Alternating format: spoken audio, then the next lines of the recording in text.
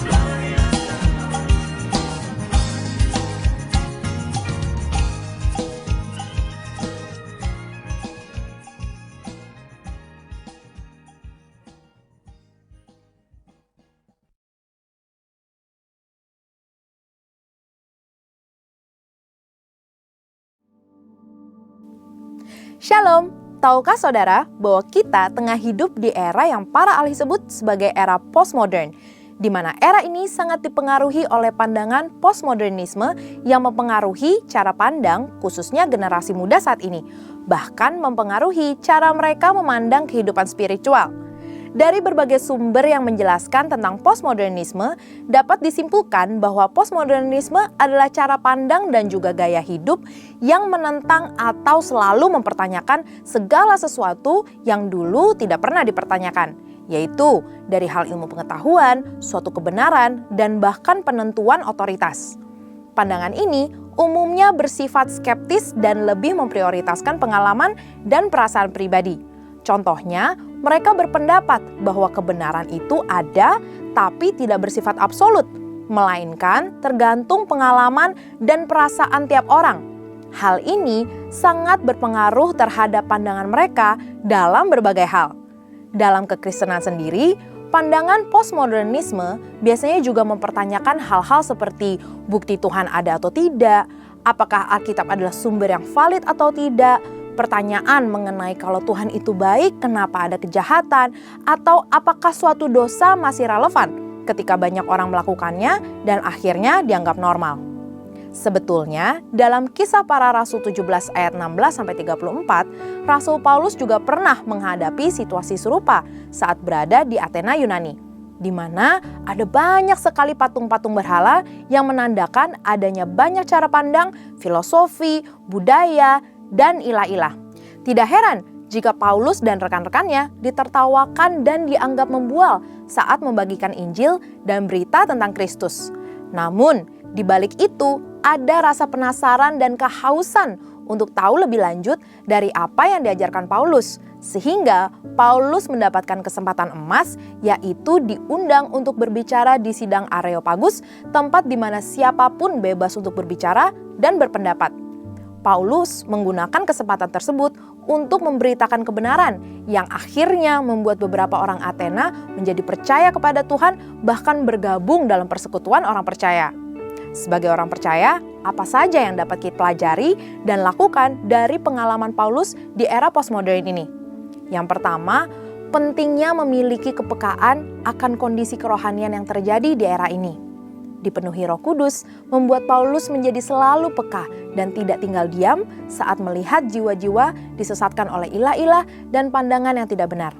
Kita pun perlu dipenuhi Roh Kudus untuk bisa cermat dan peka akan kondisi kerohanian di era postmodern ini, di mana banyak orang tidak percaya akan Tuhan dan kebenarannya, atau sekedar percaya adanya kekuatan ilahi yang lebih besar dari manusia, tapi sosok tersebut bukanlah Tuhan yang benar. Dari situlah kita bisa memakai peluang yang ada untuk membicarakan tentang Tuhan, kebenaran, dan firman-Nya. Yang kedua, siap dan terbuka untuk berdiskusi mengenai Kristus dan Injil keselamatan. Keterbukaan untuk berargumentasi dan berpendapat bisa menjadi cara untuk memulai diskusi di era postmodern ini. Generasi di era ini sangat terbuka dan kritis akan segala hal, serta tidak mudah menerima sesuatu begitu saja. Namun, hal ini dapat kita gunakan untuk berdiskusi, menjelaskan tentang Kristus dan kebenarannya. Sama seperti Paulus yang memakai kesempatan yang ada untuk membuka ruang guna bertukar pikiran, mulai dari orang Yahudi, non-Yahudi, bahkan dengan para filsuf.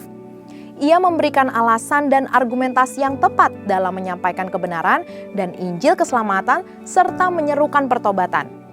Yang ketiga, memanfaatkan narasi dan argumentasi postmodernisme sebagai pintu masuk untuk menjawab kebutuhan dari pandangan tersebut. Perlu disadari bahwa di balik argumentasi dan narasi postmodernisme terdapat suatu kebutuhan dan kehausan untuk mendapatkan jawaban yang kuat dan benar. Disitulah kebenaran firman menjadi jawaban. Paulus mengerti akan hal ini, sehingga ia menggunakan situasi yang ada untuk menjawab kehausan warga Athena. Begitupun di era postmodern, saat anggapan akan berbagai pandangan dan ilah-ilah adalah sama, justru hal itu membuka peluang untuk kita untuk menjelaskan mengapa Yesus Kristus yang kita sembah berbeda dari ilah manapun. Tantangan akan pandangan-pandangan postmodernisme ini janganlah dipandang sebagai sesuatu yang harus dihindari, tapi justru sebagai pintu untuk bisa berdiskusi terbuka, berbicara mengenai kebenaran dan keselamatan dengan tetap saling menghormati satu sama lain. 1 Petrus 3 ayat 14 berkata, "Jangan takut dan gentar untuk membagikan kebenaran, sebab dipenuhi Roh Kudus memberikan kita keberanian dan hikmat untuk berkata-kata dengan tepat, sehingga siap menjelaskan iman kita dengan lemah lembut, hormat, dan penuh kasih Allah." Saudara, untuk penjelasan lebih lengkap dari tim teologi kami, silakan scan QR Code atau buka link yang ada di atas. Tuhan Yesus memberkati.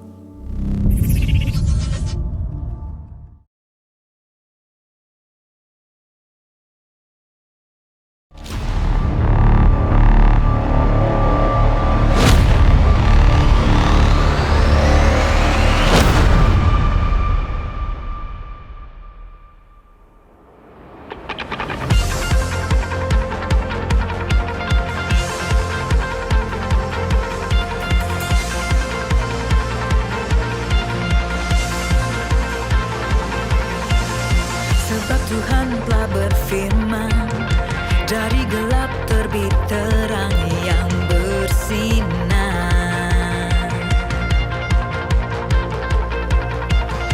Dia Tuhan yang membuat terangnya bercahaya dalam hatiku.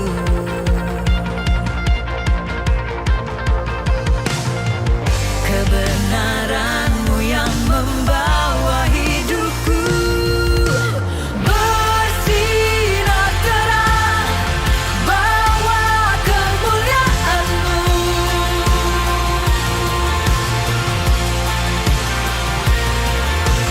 Serukan hebat.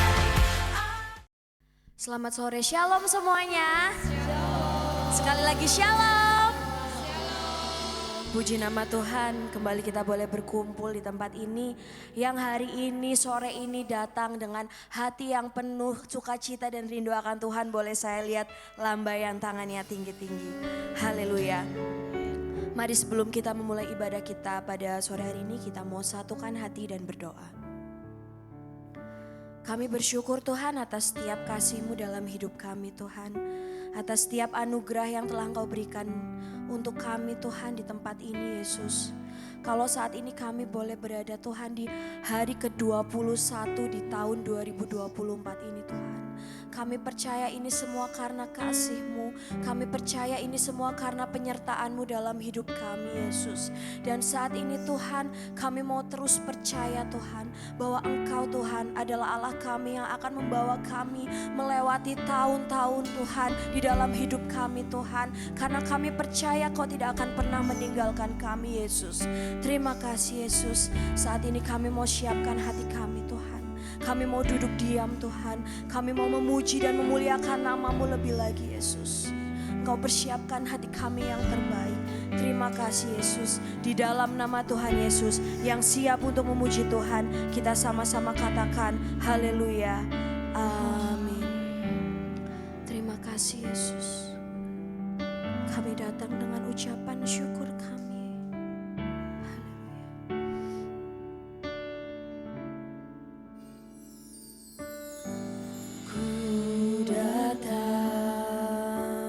Dengan syukurku membawa kerinduanku Yesus, ingin ku menyenangkan-Mu. Karya-Mu indah bagiku, kasih yang menyelamatkanku Yesus. Inilah persembahanku.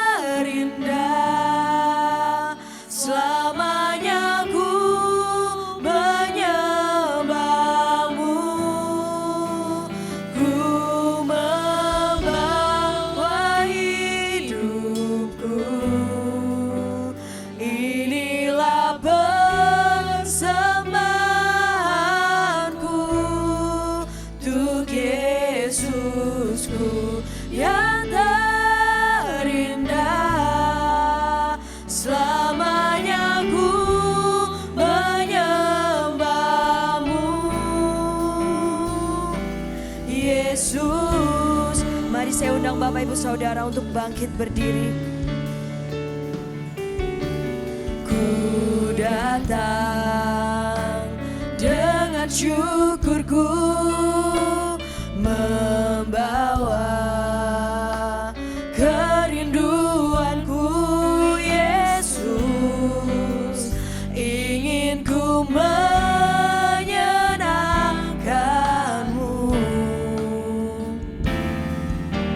karyamu indah bagiku, kasih yang menyelamatkanku, Yesus.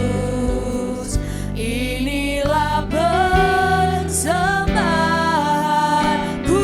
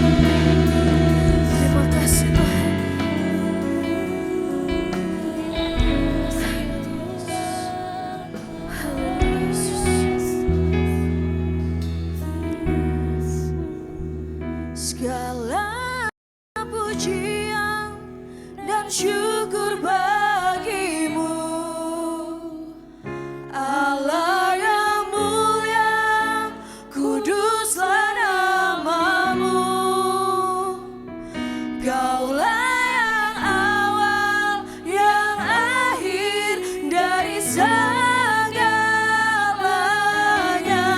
Yesus, Kaulah pujian bagiku. Segala pujian dan syukur bagimu, Allah yang mulia, kuduslah namamu. Kaulah yang awal, yang akhir dari segalanya. Yesus, Kaulah pujian bagiku. Segala pujian dan syukur bagimu, Allah yang mulia, kuduslah namamu. Kaulah yang awal, yang akhir dari segalanya. Yesus, Kaulah pujian bagiku. Segala pujian dan syukur bagimu, Allah yang mulia, kuduslah namamu. Kaulah yang awal, yang akhir dari segalanya. Yesus, Kaulah pujian bagiku. Kaulah yang awal, yang akhir dari segalanya. Yesus, Kaulah pujian bagiku. Kaulah yang awal, yang akhir dari segalanya. Yesus, Kaulah pujian bagiku. Beri sorak-sorai yang paling meriah untuk Allah kita. Katakan haleluya. Haleluya. Sekali lagi saya sapa semuanya, shalom. Boleh kasih tos ke samping kanan kirinya, katakan, aku hari ini bahagia loh ketemu kamu. Hidupku ada di tanganmu, Kau beri rancangan yang terindah. Tak hanya yang baik saja yang ku terima, walau tubuhku diremukkan, walau jiwaku tergoyahkan, pujianku takkan terhentikan. Rohmu yang memberi penghiburan.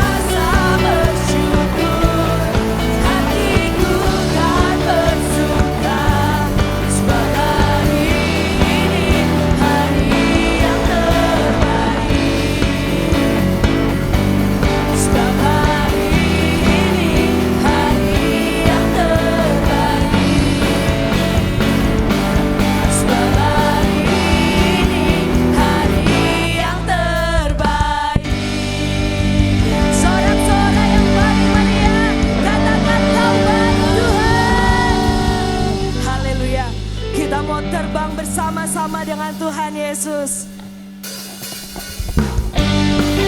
Kita mau sama-sama tepuk tangan karena kita percaya kekuatan kita berasal dari Tuhan Yesus. Yang sepakat katakan amin.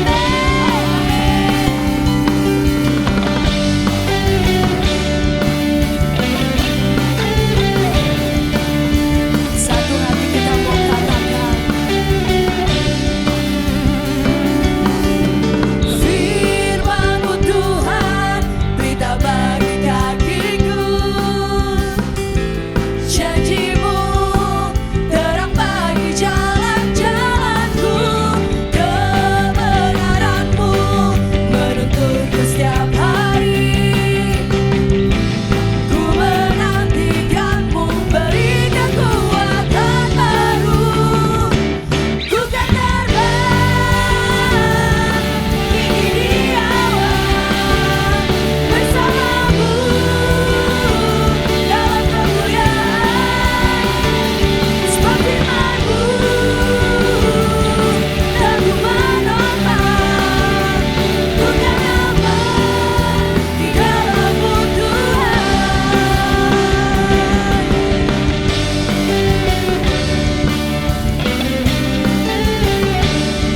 Karena firman-Mu berita buat setiap kami Yesus. Firman-Mu Tuhan, berita bagi kakiku.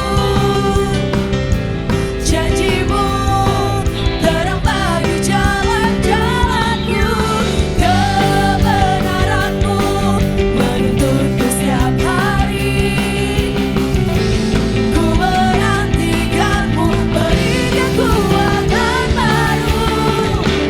Ku kan terbang tinggi di awan bersama-Mu dalam kemuliaan.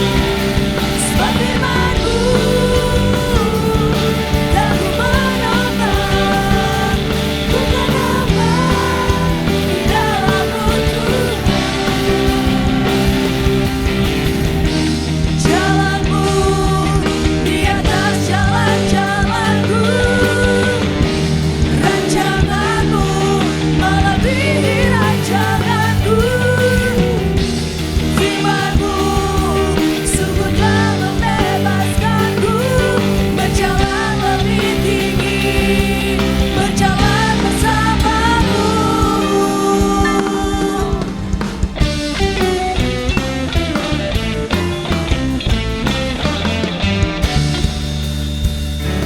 Ku kan terbang tinggi di awan bersama-Mu dalam kemuliaan. Sebab firman-Mu dan ku menopang.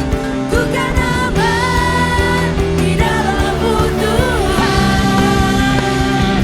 Ku kan terbang tinggi di awan bersama-Mu dalam kemuliaan. Sebab firman-Mu dan ku menopang. Ku kan aman di dalam-Mu Tuhan. Ku kan aman di dalam-Mu Tuhan. Ku kan aman di dalam-Mu Tuhan.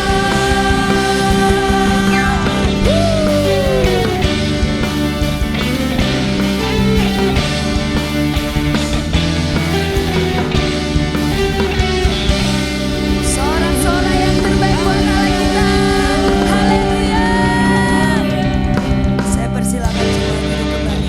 Kita akan bersatu di dalam doa syafaat. Segala puji hormat hanya milik-Mu Tuhan.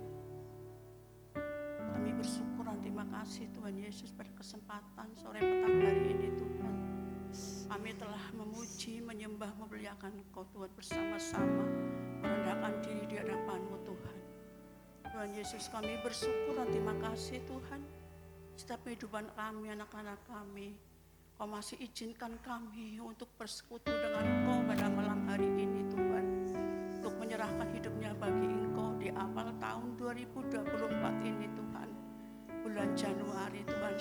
sampai tanggal 21. Kau masih izinkan kami untuk beribadah bersama-sama Tuhan. Itu atas kebaikan-Mu dan kemurahan-Mu yang Kau limpahkan dalam setiap kehidupan kami masing-masing Tuhan. Kami penuh ucapan syukur atas kasih dan anugerah-Mu yang Kau limpahkan dalam kehidupan kami Tuhan. Tuhan Yesus, pada kesempatan sore petang hari ini Tuhan, kami mau berdoa di dalam nama Yesus. Kami memberkati pemimpin rohani kami ya Tuhan, Ketua GBI Pendeta Rubin Adi Abraham. Kami serahkan dalam tangan kasih kuasa-Mu. Kami serahkan Ketua BPD GBI Jateng Pendeta Andreas Budi Utomo. Kami serahkan dalam tangan kasih kuasa-Mu. Tuhan Yesus, kami serahkan Ketua Porwil Baradaya Pendeta Abednego Rasti ya Tuhan. Kami serahkan dalam tangan kasih kuasa-Mu. Kami serahkan keluarga Gembala Bapak Pendeta Pak Kartomius di tempat ini, Gembala di tempat ini Tuhan. Kami serahkan dalam tangan kasih kuasa-Mu Tuhan. Tuhan Yesus telah membimbing, menuntun dari setiap pemimpin rohani kami Tuhan.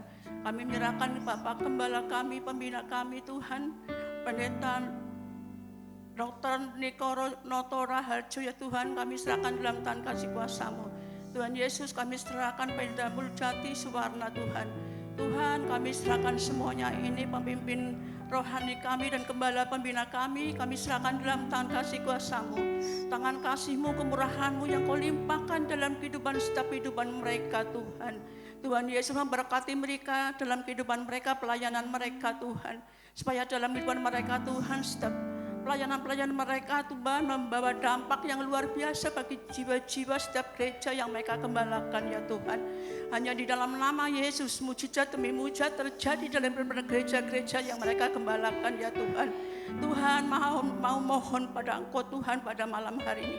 Urapan-Mu, kuasa-Mu turun dalam kehidupan setiap pemimpin rohani dan pembina rohani kami Tuhan. Kami percaya biarlah Roh-Mu yang kudus berkuasa atas hidup mereka.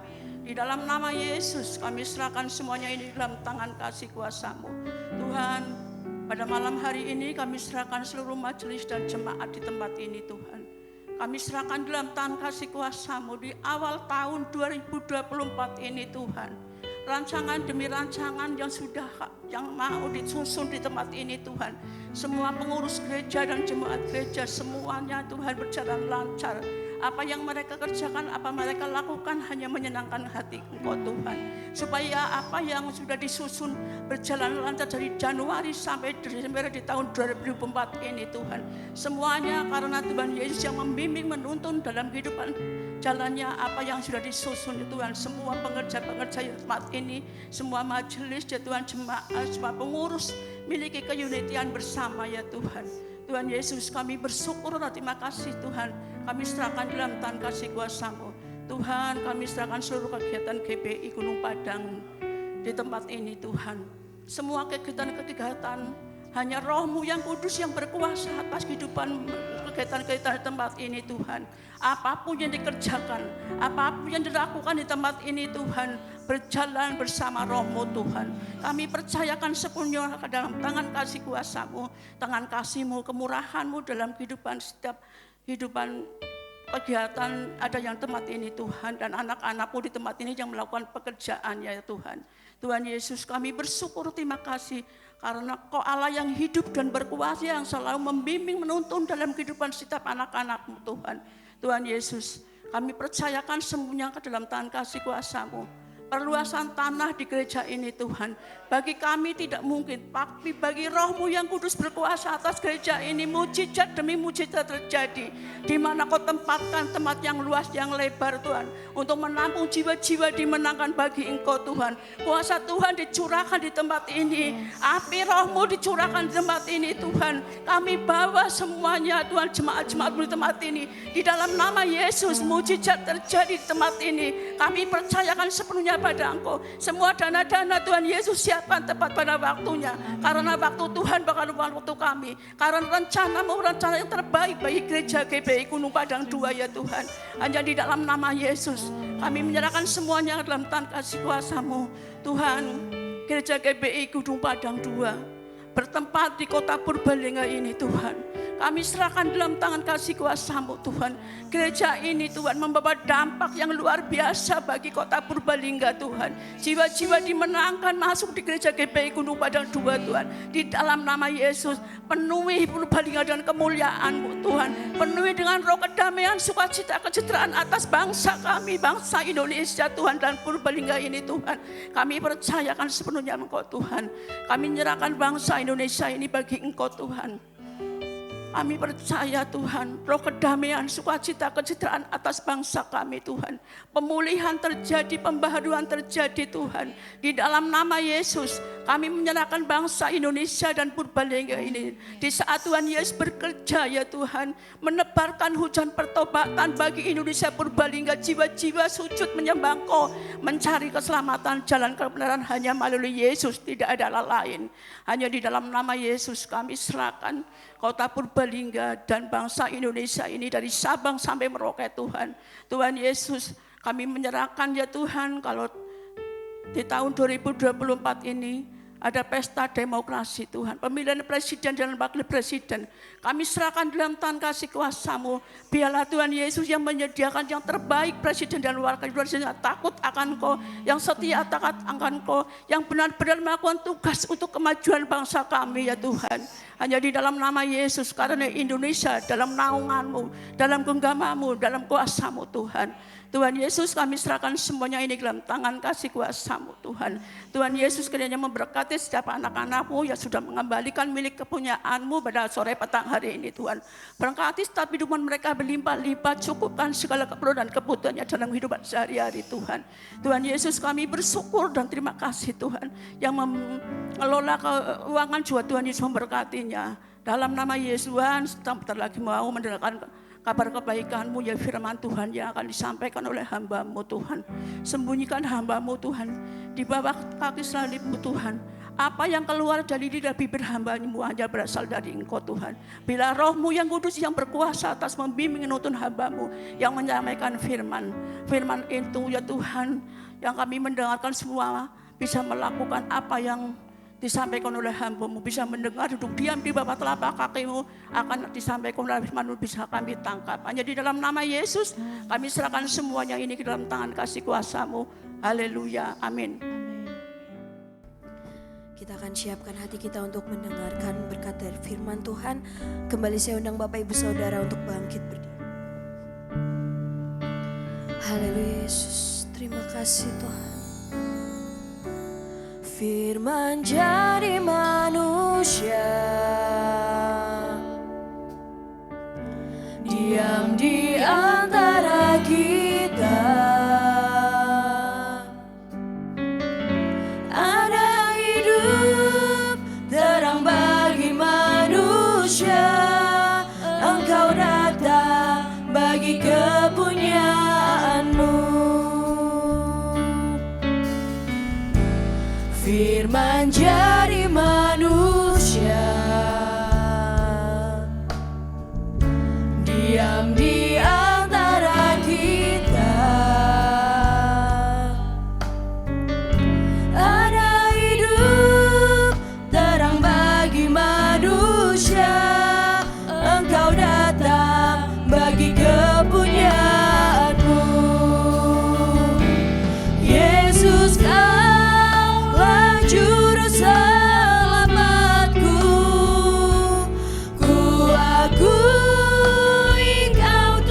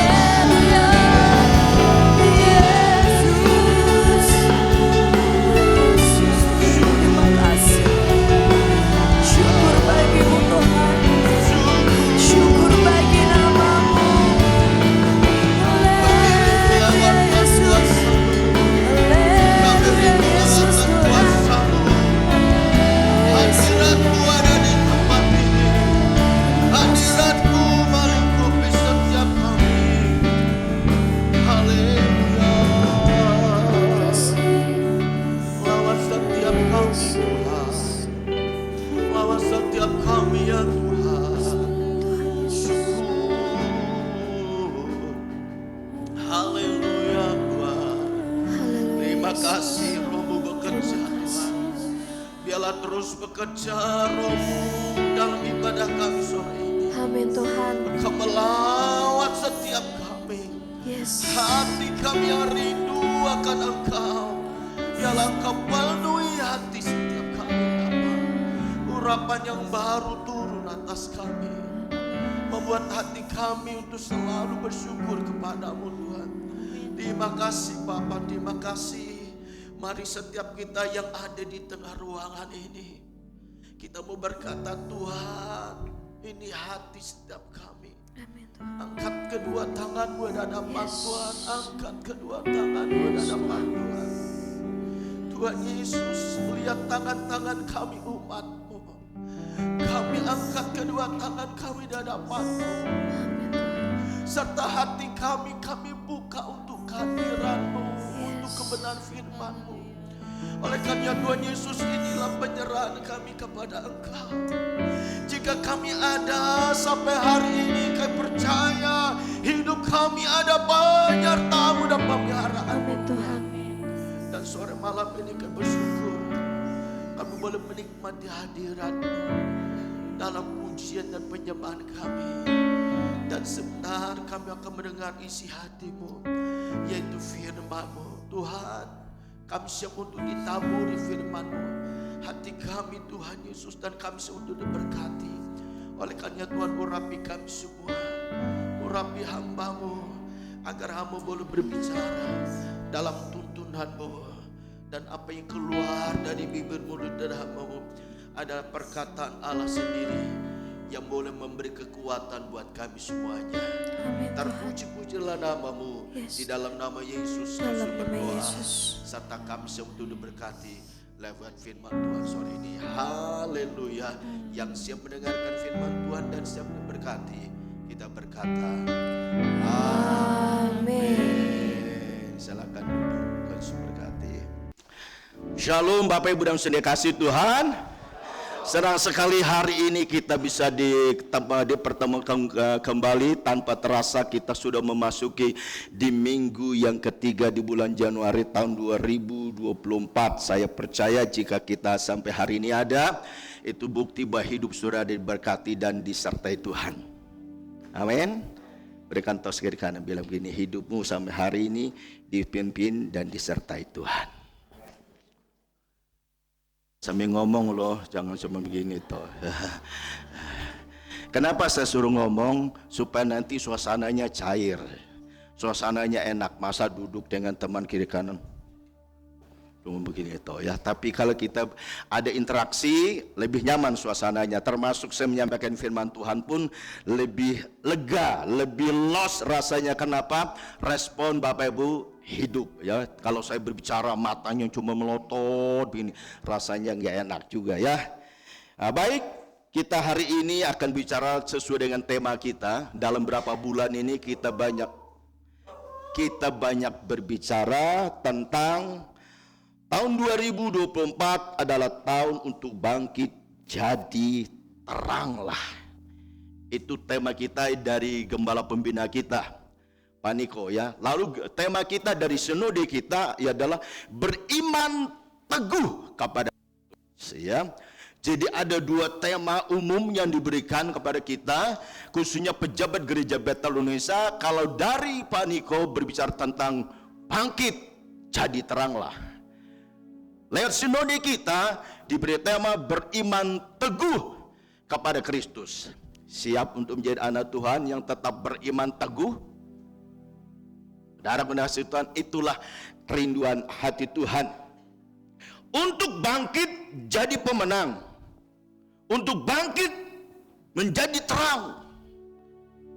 Sesuatu yang gampang diucapkan, tetapi tidak mudah untuk melakukannya. Tetapi apapun kondisi kita, sekalipun tidak mudah, tapi Tuhan mau supaya kita harus bangkit dan jadi terang. Amin. Kalau minggu pertama kemarin pada waktu gembala pembina kita bicara tentang tema ini, beliau juga menyinggung tema tahun 2023, kemarin 2023, yaitu bangkit jadi pemenang. Tahun ini, tahun 2024, bangkit jadilah terang. Kalau tahun-tahun yang lalu orientasinya lebih ke dalam, ya. Tapi tema ini kita harus keluar, katakan keluar. Nah, sudah barang tentu ketika kita keluar, sebelumnya kita sudah dilengkapi. Ya, ketika kita sudah dilengkapi, kita menjadi umat Tuhan yang hidup dalam kemenangan, maka kemenangan itu jangan hanya untuk diri kita sendiri, tapi kemenangan yang kita dapatkan itu kemenangan yang harus kita realisasikan, kita wujud nyatakan melalui kehidupan kita. Supaya apa? Supaya hidup saudara saya menjadi terang bagi dunia ini. Berikan tos kiri kanan, bilang ini itu yang Tuhan mau bagi kita, ya, menjadi terang. Nah, maka dari itu kita baca firman Tuhan dulu sebagai ayat tema kita. Yesaya 60 ayat yang pertama hingga ayat ketiga. Ya, ini akan menjadi pembahasan kita dalam minggu-minggu ke depan, ya, termasuk hari ini, ya. Yesaya 60 ayat pertama hingga ayat ketiga, kemuliaan Sion yang akan datang. Itu ayat tema kita, ya. Sebaiknya demikian firman Tuhan, bangkitlah, menjadi teranglah, sebab terangmu datang dan kemuliaan Tuhan terbit atasmu. Ayat 2, sebab sesungguhnya kegelapan menutupi bumi dan kekelaman menutupi bangsa-bangsa, tetapi terang Tuhan terbit atasmu dan kemuliaannya menjadi nyata atasmu. Ayat ketiga, baca bersama-sama, 1, 2, 3. Bangsa-bangsa berduyun-duyun datang kepada terangmu, dan raja-raja kepada cahaya yang terbit bagimu. Katakan amin. Bapak Ibu Saudara dikasih Tuhan, bangkit jadilah terang. Bagi siapa? Ya sudah barang tentu menjadi terang bagi dunia ini. Atau dengan kata lain, hidup saudara menjadi saksi Tuhan. Menjadi saksi Tuhan, itu tugas kita semua. Amin. Dan menjadi saksi Tuhan, itu tidak selamanya kita lalu membawa Alkitab, lalu kita langsung bicara tentang Alkitab. Memang itu salah satu bagian. Tetapi tidak hanya itu. Tapi Tuhan mau hidup kita menjadi terang itu tidak selamanya kita pakai kita, tapi dimanapun kita berada, hidup saudara saya harus menjadi terang bagi dunia ini. Amin. Nah, untuk menjadi terang bagi dunia ini, kuncinya adalah hidup beriman teguh kepada Kristus. Supaya saudara saya bisa menjadi terang bagi dunia ini, menjadi saksi di tengah dunia yang penuh kegelapan ini, di tengah-tengah kecenderungan mencari kesukaan secara jasmani, dan kecenderungan manusia hanya mencari sesuatu yang menyenangkan secara jasmaninya, dan kadangkala dia lupa ada perkara-perkara rohani yang harus diperjuangkan. Tetapi kecenderungan hati manusia hanya mencari kepuasan secara jasmani. Maka dari itu, sebagai gereja Tuhan, supaya kita bangkit dan bisa menjadi terang, menjadi berkat bagi dunia di tengah dunia yang gelap ini, ada 5 pondasinya, ya. Kita harus bangkit dan menjadi terang bagi dunia, kita harus bangkit dan teguh, dan dengan kata lain kita harus tetap beriman kepada Tuhan. Untuk bangkit dan supaya kita menjadi orang yang beriman teguh kepada Kristus, ada 5 pondasinya, ya. Supaya kita tetap teguh di dalam Tuhan, maka ada 5 pondasinya yang harus menjadi dasar supaya saudara saya itu betul-betul menjadi pribadi yang memiliki iman yang teguh dalam Tuhan. Nah, kalau saya lihat materi ini cukup panjang, ya, cukup, tetapi saya sampaikan pagi hari ini hanya 3 poin saja, ya, karena ini durasinya panjang sekali.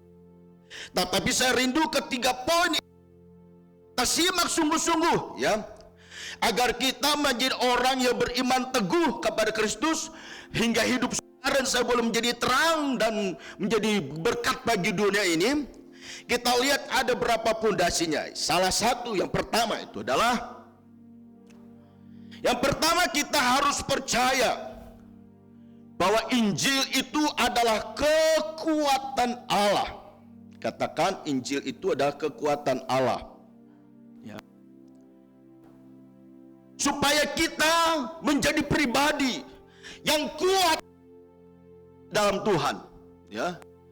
Yang pertama harus percaya bahwa firman Tuhan atau Injil adalah kekuatan Allah. Injil adalah kabar baik. Karena orang Injil, yaitu Injil Matius, Markus, Lukas, dan Yohanes. Narasi dari keempat Injil ini puncak pada kematian dan kebangkitan Yesus, yang itu merupakan kisah Allah kepada manusia, dan sekaligus dia juga raja atas kehidupan kita. Jadi saudara saya itu harus percaya Injil itu adalah kekuatan.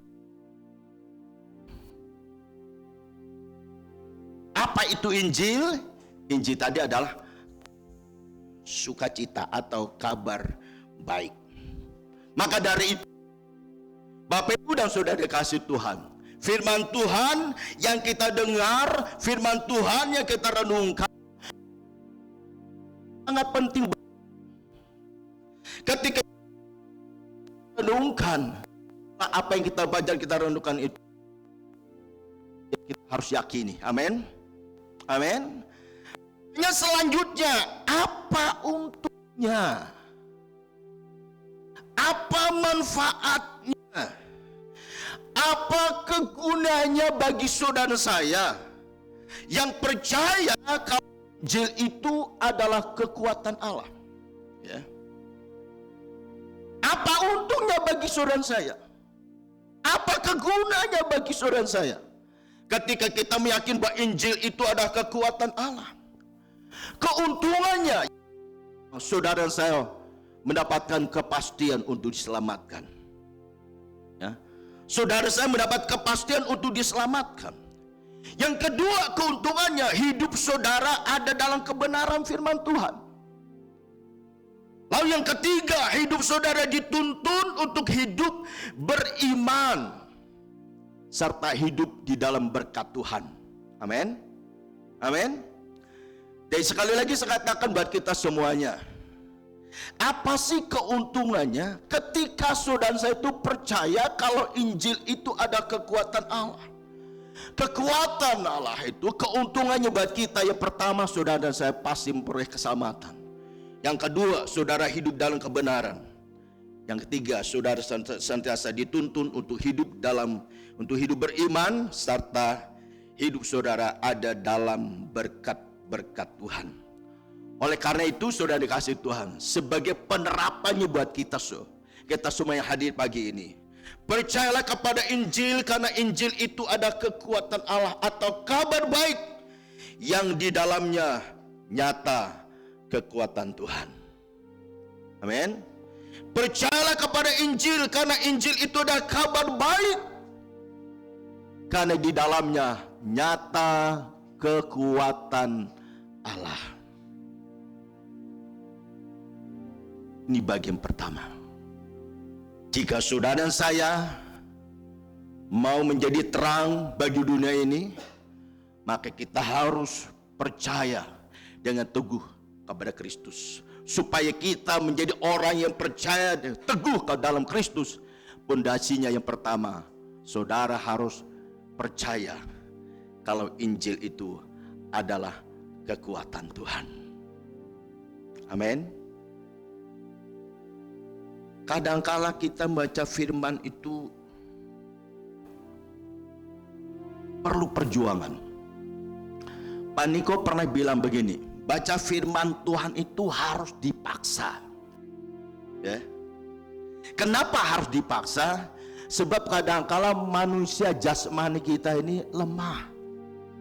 Ketika kita baca firman Tuhan satu perikop, mungkin masih aman. 2 perikop. Waduh, kadang-kala mata nih sudah mulai gelap. Waduh, gampang ngantuknya. Tapi kalau kita lihat video, kita lihat hal-hal yang terjadi di YouTube, kita bisa bertahan 1 jam bahkan 2 jam. Apalagi binya main game. Dia memakan waktu 1 jam, dia bilang nggak terasa. Sampai 4 jam nggak berasa.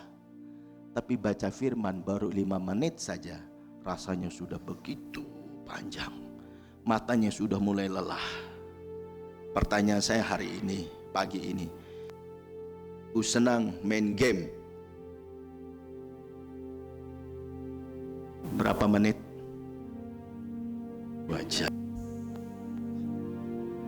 2 jam. Kalau 2 jam berarti 120 menit.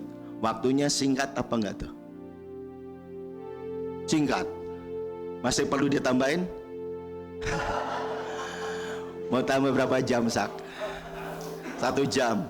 Jadi maunya main jam berapa? Main game berapa jam? 3 jam.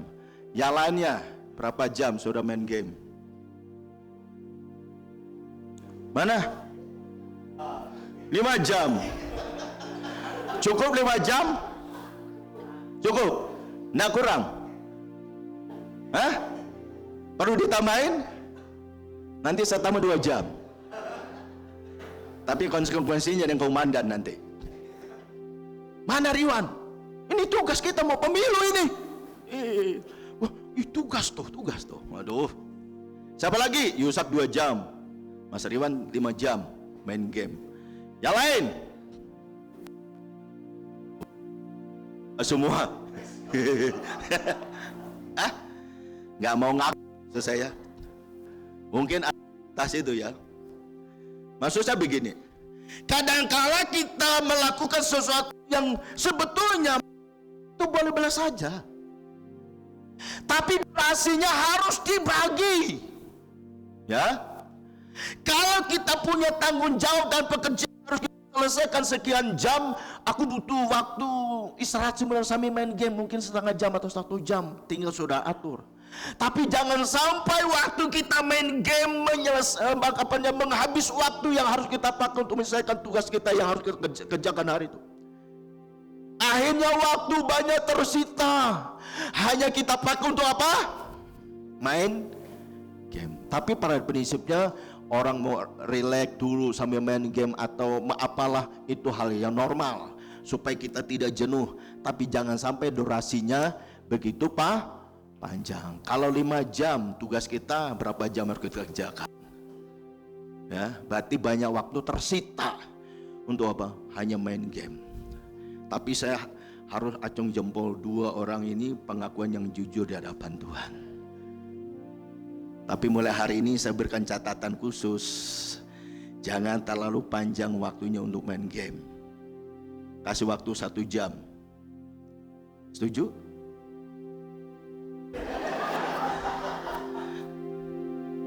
Itu sih kembali kepada saudara lagi ya. Ya, saya lihat Yusak sampai begini-begini rasanya. Kenapa? Kalau 1 jam ini masih gatal ini tangannya.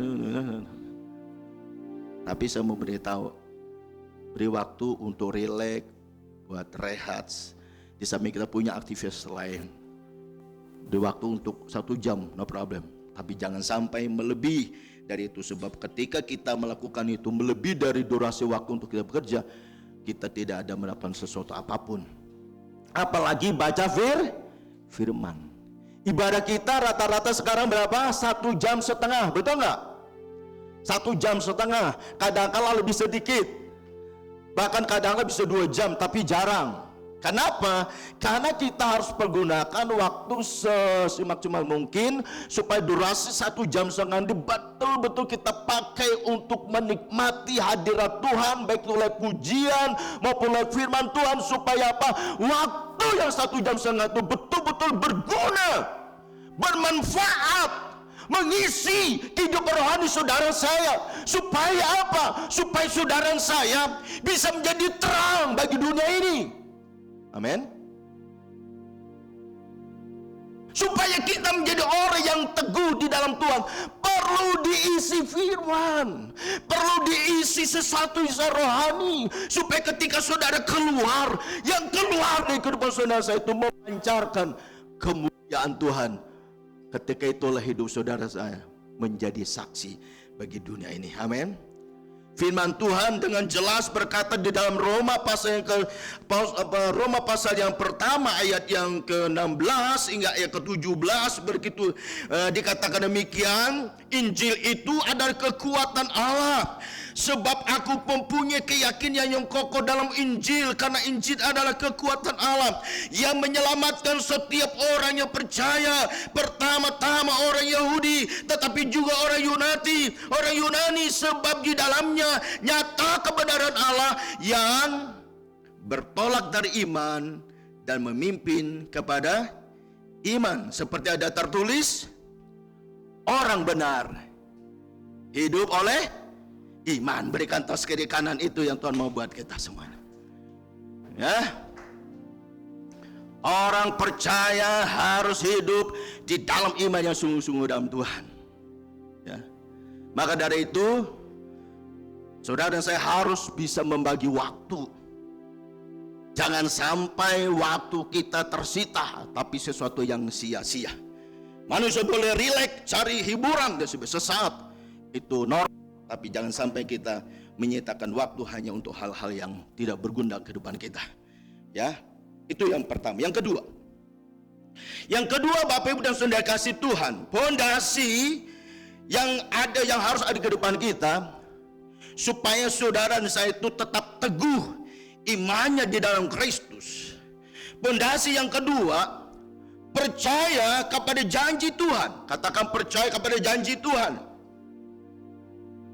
Untuk mengalami janji atau mengalami penggenapan janji Allah perlu adanya yang pertama adalah iman yang teguh. Ya. Untuk mengalami atau mengalami penggenapan daripada janji Allah kehidupan kita, perlu yang namanya iman yang teguh. Artinya kita tidak bimbang, kita tidak goyah, tidak ragu terhadap janji Allah. Karena Allah yang berjanji itu adalah Allah yang setia dan berkuasa untuk menggenapi janjinya bagi kita. Amin. Allah yang kita sembah itu adalah Allah yang setia dan berkuasa untuk menggenapi janjinya. Itulah yang menjadi dasar kepercayaan kita terhadap janji Allah. Dan itu ada di dalam diri Abraham. Ya.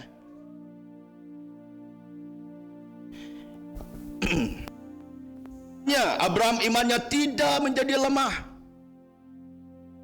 Ia tetap percaya terhadap janji Allah, sehingga ia menjadi bapa orang beriman, baik kepada orang yang tidak bersunat atau yang bersunat, karena mengikuti jejak imannya.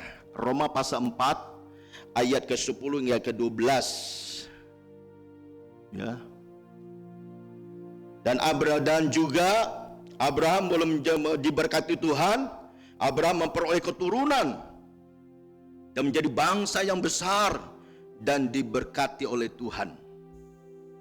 Jadi Bapak Ibu dan Saudara kasih Tuhan, percaya janji Tuhan.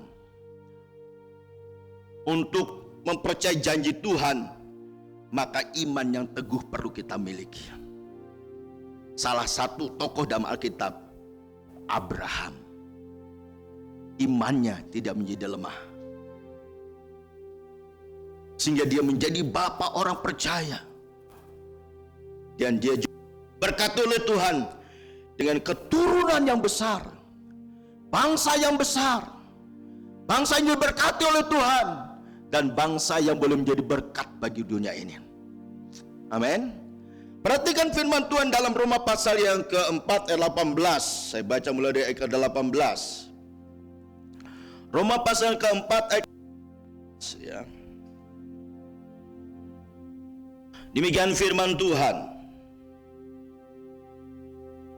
Sebab sekalipun tidak ada dasar untuk berharap, namun Abraham berharap juga dan percaya bahwa ia akan menjadi bapa banyak bangsa menurut yang telah difirmankan.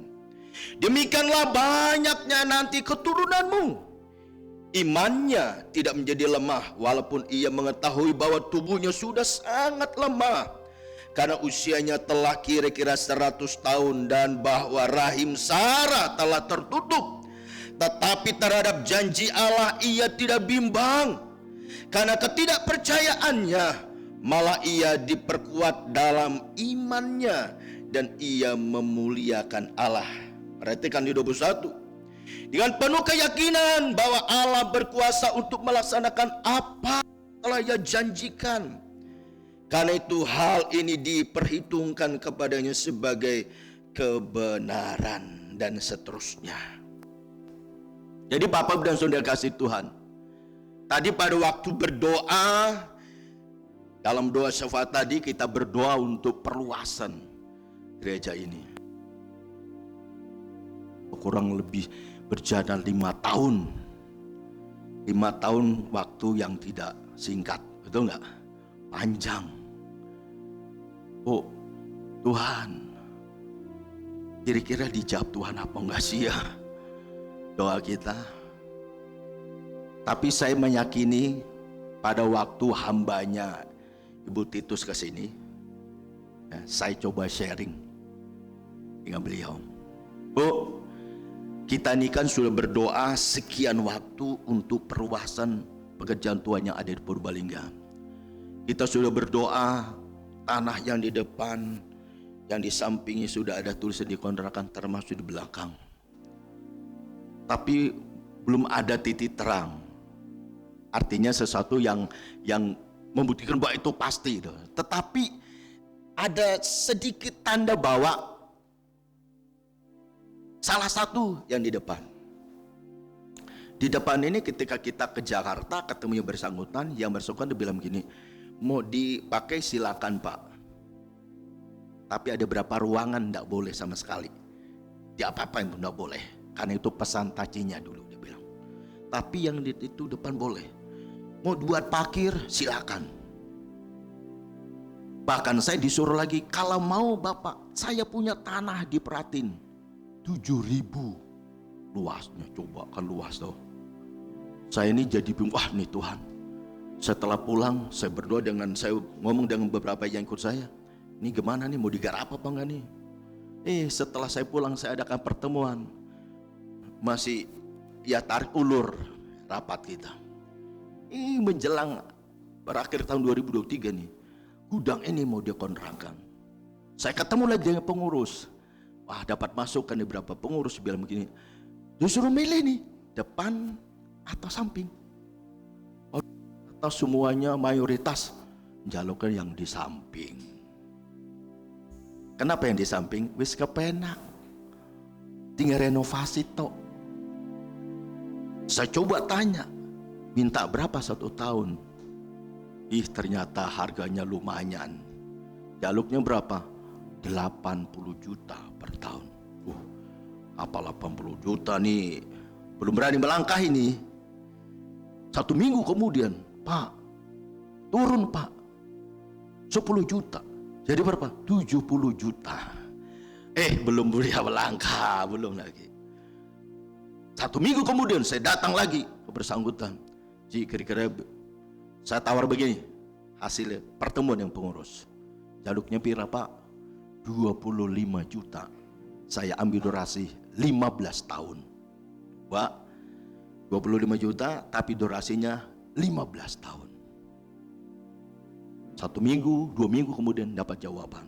Pak, kalau 25 enggak, belum dilepas. Terus minta berapa? Minta 40 juta. Tapi durasinya cuma 5 tahun. Waduh, kalau 5 tahun kita belum apa-apa, sudah mikir, waduh, gak rasa. Saya bilang kalau 40 kita belum maju. Saya minta 30 per tahun, saya minta 12 tahun. Sampai hari ini belum ada titik terang. Kalau 30 saya ambil 12 tahun, maka lupa panjang. Karena apa? Renovasinya cukup gede. Renovasinya bisa 100 juta lebih, bisa lebih. Tapi pengurus kalau mau segitu kita melangkah. Tapi sampai hari ini belum ada titik terangnya.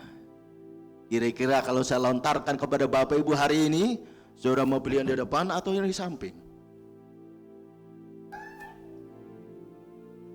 Oh, pada ketawa tuh gimana? Loh.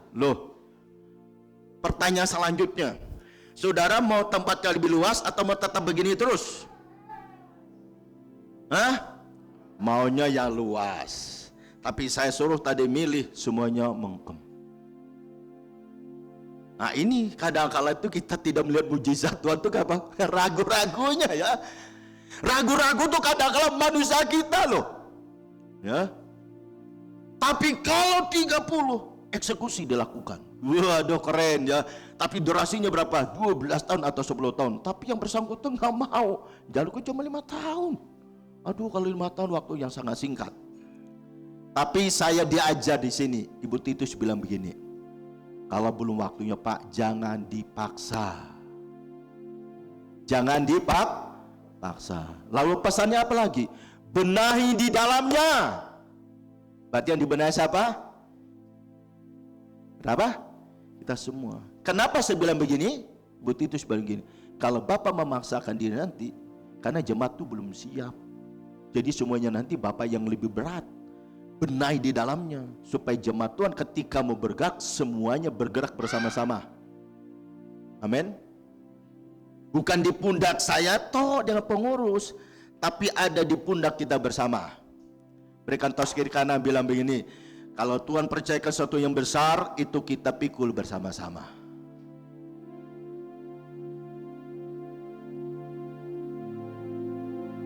Ya, pikul bersama-sama, amin. Berarti kita harus tunggu waktunya. Kalau 30 kapan kita eksekusi? Tapi ternyata tetap jauh 40, berarti tunggu waktunya. Saya belajar apa yang dikatakan dalam firman Tuhan ini. Abraham sudah usia lanjut. Ya. Isinya sudah tua. Tapi Alkitab berkata, kamu akan menjadi bangsa yang besar. Kamu menjadi keturunan yang besar. Kamu menjadi bangsa yang besar, bangsa yang diberkati. Dan bangsa itu akan menjadi berkat. Tapi kenyataannya dia belum punya anak. Logika kita gak masuk akal itu. Tapi kalau sudah waktunya Tuhan bekerja, semuanya akan berjalan lancar. Amin. Abraham diberikan keturunan. Dia melahir usianya sudah tua, istri pun sudah tua. Tapi bagi Tuhan tidak ada yang mustahil. Tapi tunggu waktunya dengan hati yang tetap beriman teguh. Tunggu janjinya Tuhan, amin. Kalau memang sudah waktunya Tuhan memberi, saya percaya semuanya akan berjalan dengan lancar. Semua biaya-biaya yang kita butuhkan pasti disediakan oleh Tuhan. Katakan amin. Satu kesaksian pengalaman yang pernah saya alami di tempat pelayan di tempat ini. Ya. Gereja kita ini dulu kipas untuk pengir ruang itu pakai kipas angin. 1, 2, 3, 4, ada berapa jejer di sini. Sedangkan listriknya saja baru 1.300. Pada waktu punya kerinduan dengan para pengurus, dengan para pendiri gereja Bethel Indonesia di tempat ini, pingin punya AC tapi listriknya masih kecil. Satu ketika saya kunjungan ke tempat teman saya, salah seorang hamba Tuhan di kalangan GBI bilang begini, ada apa Pak Kartomus? Saya mau sharing Pak. Ya, pada waktu saya sharing, hamba Tuhan ini bilang begini, ada apa Pak Kartomus? Bini Pak, namanya Pak Ambet. Pak, listriknya Pak Ambet itu ada berapa sih dayanya? Punya saya ini udah 8.000. 8.000, saya baru mikir saya aja baru 1.300. Waduh, 8.000 Pak. Tapi dia udah pakai AC. Nah, kenapa 8.000? Karena sudah pakai AC. Kalau belum pakai AC ya enggak segitu dayanya. Itu pun akan ditambah menjadi 10.000 lebih. Karena AC-nya akan ditambah. Aduh, saya lagi tambah ciut lagi hati saya. Aduh Tuhan, boro-boro mau pakai AC, listriknya aja baru 1.300. Tapi hamba Tuhan bilang begini, Pak Kartumius, dengar kalimat ini. Ini kalimatnya sangat memberkati saya. Dia bilang begini, Pak Kartumius, tunggu waktunya Tuhan. Dengar, tunggu waktunya Tuhan. Kalau sudah waktunya Tuhan, AC itu harus dipasang depan Bapak, pasti ada cara keluarnya. Berjalannya waktu, tanpa terasa sudah sekian tahun. Atau ketika ada anak Tuhan ibadah di tempat ini, anak Tuhan ini tinggalnya di Kalimantan sana ya, di Samarinda. Dia ikut ibadah tempat maknya dulu di sini 3 kali atau salah 3 kali dia ikut ibadah. Pada waktu itu kita masih pakai kipas angin biasa. Lalu maknya dulu pada waktu meninggal kita jual layani ya. Waktu maknya ikut ibadah tempat ini, lalu anak muda ini bilang begini, Mak, kalau suatu ketika nanti gereja ini mau pasang AC, bilang kepada saya. Yes, kurang lebih berjalan kurang lebih 1-2 tahun, kita perapat pengurus punya kerinduan untuk pasang AC. Setelah kita ngomong mau pasang AC, lalu ada yang nyampaikan berita ini kepada anak-anak Tuhan yang ada di Samarinda ini. Lalu pada waktu itu saya posisi lagi ada di Batu Raden karena ada acara anak youth pada waktu itu. Waktu saya lagi ada acara, tiba-tiba anak telepon. Waduh, telepon. Setelah saya angkat, saya tanya, ini dari siapa ya? Dia bilang si A lah, saya nggak sebut namanya ya. Dari si A. Ada apa? Ini betul Pak Kartumius, ini betul Om Kartumius. Oh betul. Posisi ini mas, saya lagi ada di Batu Raden. Saya lagi ada acara youth di sini. Begini Om. Mak bilang begini, katanya gereja tempat Om Kartumius mau pasang AC. Tahu dari mana sih bilang? Ada yang ngasih tahu dengan saya. Terus kenapa? Kalau mau pasang AC, dihitung Om butuh berapa? Butuh berapa? Saya tidak ngerti. Mau butuh berapa AC, berapa PK, mereknya apa? Waduh. Dihitung, waduh sekian. Mereknya saya juga lagi bingung, mau pakai yang mana pakai. Udah akhirnya ketika saya ngomong gini, daging gak jelas, dia bilang gini, begini aja Om, besok tanggal sekian saya suruh ada teman saya dari Perkoto datang di tempat ini, butuh berapa, dihitung gedung gereja seperti apa dan sebagainya. Singkat cerita, dihitunglah 1, 2, 3, 4, 6, butuh 6 AC. Udah 6 AC saya yang ngasih, semua biaya yang saya ngasih. Tapi Om Kartumius pasang tambah daya listrik, jadi 1.300 menjadi 12.000 sekarang dayanya. Untuk apa? Untuk sound, untuk listrik dan sebagainya. Setelah itu saya baru melihat cara Tuhan memelihara untuk segala daya, untuk perawatan, untuk dan sebagainya. Tuhan sediakan. Aduh, kok aminnya loyo sekali.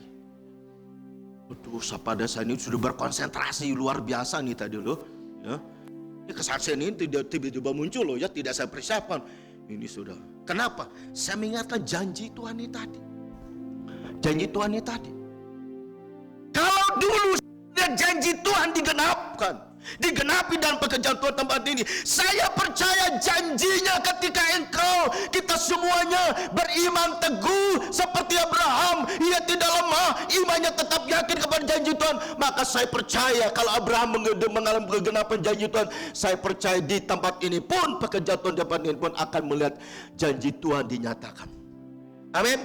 Berikan terus kiri kanan bilang begini, imannya teguh perlu kita miliki. Ya. Ini yang saya alami. Sampai sekarang dicukupkan semuanya. Itu tanda waktunya Tuhan sudah tepat. Amin. Saya percaya kalau Tuhan berikan tempat yang luas, yang pertama orangnya harus siap mengerjakan tugas itu. Mana maning dia semua. Ya gimana kalau mau dikasih yang besar? Dikasih tugas dia kasih tugas suruh doanya orang pinter, kata-katanya belepotan. Tuhan tuh nggak lihat kalimat doamu, yang Tuhan lihat imanmu. Amin. Itu yang terpenting. Kita nih skill kita nih terbatas. Pekerjaan Tuhan ini bisa maju ketika kita ada unity yang satu dan saling menopang. Amin. melengkapi. Bagianmu apa? Bagian berdoa ya berdoa, bagian pelayanannya pelayanan, supaya nanti ketika Tuhan pertambahkan jumlah orang yang hadir dalam ibadah, orang-orang kita tuh orang yang sudah siap. Jangan lagi-lagi, aduh kata Mius di kabana ini kan. Tidak semuanya ke saya, ya. Tidak semuanya ke saya, tapi ada bagian-bagian Bapak Ibu yang harus dikerjakan. Maka tadi perlu ada pengurus yang komitmen, yang mau bekerja sama. Kita nggak ada yang sempurna, tapi ketika kita duduk dan kepengurus, ayo kita bekerja sesuai dengan porsinya dan mengerjakan apa yang jadi tugas kita, dan orientasinya, fokusnya apa yang kita lakukan itu bukan kita mencari pujian dari manusia. Kita lakukan itu orientasinya supaya Tuhan dipermuliakan. Amin. Tuhan ditinggikan dan Tuhan yang diagungkan. Oleh karena itu Bapak Ibu dan Saudara kasih Tuhan, tetap percaya, jangan bimbang, maka janji Allah pasti kita alami. Tuh, saya nih butuh minum. Aduh. Makanya teman saya Pak Andi itu bilang begini dengan saya, kalau Bapak Ibu nggak jawab, saya pulang aja loh ya. Ditanya orang jawab, kayak pada tidur semua atau apa ya? Waduh, Papa. Tapi saya lihat matanya melek semua, tapi kok nggak semua. Waduh, apa terpersona dan terkagum nggak ngerti saya. Tapi terpesona lah dengan Tuhan, amin. Oke, masih ada berapa waktu? Masih. Yang ketiga, ya sesuai dengan janji saya, kan ada 5 pondasi tadi supaya kita menjadi anak Tuhan yang teguh. 1, 2 sudah kita dengar. Apa pondasinya tadi? Yang pertama, percaya bahwa Injil itu ada kekuatan Allah, amin. Yang kedua, percaya janji Tuhan, amin. Yang ketiga, mendengar firman dan melakukannya. Ya, mendengarkan firman dan melakukannya. Ada 4 tipe manusia saat mendengar firman Tuhan. Dari 4 tipe ini kita termasuk tipe yang mana? Kami mau mengoreksi diri kita masing-masing. Ya, ada 4 tipe manusia saat mendengarkan firman Tuhan, apalagi pada saat menyampaikan firman Tuhan pagi ini. Yang pertama, orang mendengar firman Tuhan tapi tidak mengerti, tidak percaya firman ini, dan digambarkan jatuh di pinggir jalan. Mendengar, tapi orang ngerti apa-apa. Ya. Orang mengerti dan tidak percaya. Akhirnya firman Tuhan tidak bertumbuh. Akhirnya hidup kita hanya cuma begitu-begitu aja. Yang kedua, orang mendengar firman Tuhan, mereka percaya, tapi sebentar saja. Firman ini digambarkan jatuh di tanah yang berbatu-batu. Firmannya tidak bertumbuh. Firmannya hanya sebatas ngerti, tok. Dengar, tapi ora bertumbuh acan. Tapi saya mau supaya firman Tuhan ketika kita dengar, firman itu bertumbuh. Amin. Tipe yang ketiga, orang mendengarkan firman Tuhan tapi karena kekhawatiran dunia, tipu daya kekayaan yang menghimpit firman itu sehingga tidak berbuah atau bertumbuh. Ini firman yang jatuh di semak-semak duri. Yang keempat, orang mendengarkan firman Tuhan, mendengar firman Tuhan, mengerti, menerimanya, dan percaya sungguh-sungguh sehingga menghasilkan buah 100 kali lipat, 60 kali lipat, 30 kali lipat. Inilah firman yang jatuh di tanah yang baik. Injil Matius 13 mulai dari ke-18 hingga ayat yang ke-23. Itu ayatnya. Lalu apa hasilnya ketika kita mendengar firman Tuhan? Kita mengerti, kita menerimanya, dan kita melakukannya. Ya, hasilnya ketika kita mendengar firman Tuhan, kita mengerti, kita menerimanya, dan melakukannya. Hasilnya yang pertama, iman kita kuat. Katakan iman kita kuat. Iman kita kuat dan bertumbuh, ya. Yang kedua, hasilnya kita tidak menipu diri sendiri. Yang selanjutnya kita akan berbahagia. Selanjutnya hidup rohani kita baik dan sehat. Kemudian hidup kita diberkati Tuhan. Yakobus pasal 1 ayat 22 sampai 25. Kemudian Mazmur pasal 1 ayat 3, ayat 1 sampai 3. Di situ katakan, tetapi kesukaannya ialah Taurat Tuhan, dan merenungkannya Taurat itu siang dan malam. Sehingga apa yang setiap yang kita lakukan, yang kita kerjakan, selalu dibuat berhasil. Oleh karena itu saudara kasih Tuhan, inilah cara yang efektif untuk membantu pertumbuhan iman kita, yaitu baca firman, mendengarkan firman Tuhan baik dalam ibadah, lihat YouTube, dan juga yang lain-lainnya. Inilah 3 pondasi yang perlu menjadi pondasi agar kita menjadi anak Tuhan yang imannya teguh dalam Tuhan. Amin. Ketika engkau teguh dalam Tuhan, maka engkau akan bangkit jadi terang. Rekan tos kiri kanan bilang begini, biarlah firman Tuhan kita dengar hari ini menjadi rema bagi kita. Amin.